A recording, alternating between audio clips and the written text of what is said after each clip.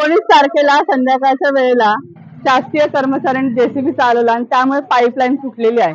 ती पाईपलाईन फुटल्यापासून आज 26 तारीख आलेली आहे। आजपर्यंत सुभाष टेकडी मधल्या Mahatma Phule colony, 10 Lumbini Van society, Siddharth housing society या सर्व परिसरातील, डिफेन्स कॉलनी, सर्व परिसरातील नागरिकांना पाणी नाहीये। त्या महिला, आज सर्व महिला दिवसभर पाणी पाणी पाणी करत आहेत। त्यामुळे महिलांना हा आजचाच प्रश्न नाहीये, तर वर्षानुवर्ष हेच चाललेले आहे। या एरियासाठी एक ठराविक वेळ नाहीये, त्याच्यामुळे महिलांना कुठे जाता येत नाही, कार्यक्रमाला म्हणा, जॉबसाठी, कारण घरामध्ये पाणी भरण्यासाठी एक व्यक्ती ठेवावाच लागतो।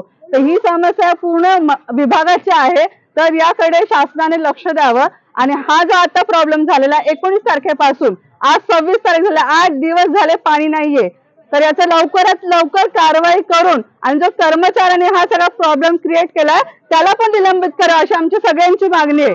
आणि जर ते झालेलं नाही, आम्ही सगळे आंदोलन करणार आहे। एका माणसाच्या चुकीमुळे आज पूर्ण विभागातील लोकांना त्रास आहे।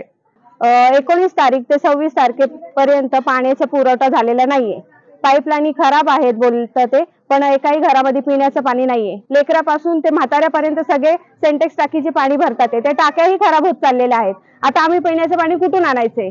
खूप लांब लांब जाऊन या बायकांनी डोक्यावर हंडे वगैरे आणलेली, पिण्याचं पाणी एकाही घरात नाही। आणि पाणी जरी सोडलं तरी आम्हाला टाइम टेबल नाहीये पाण्याचा। रात्री 1ला, 12ला, 11ला, 2ला, 3ला माणसांनी झोपायचं की काय करायचं?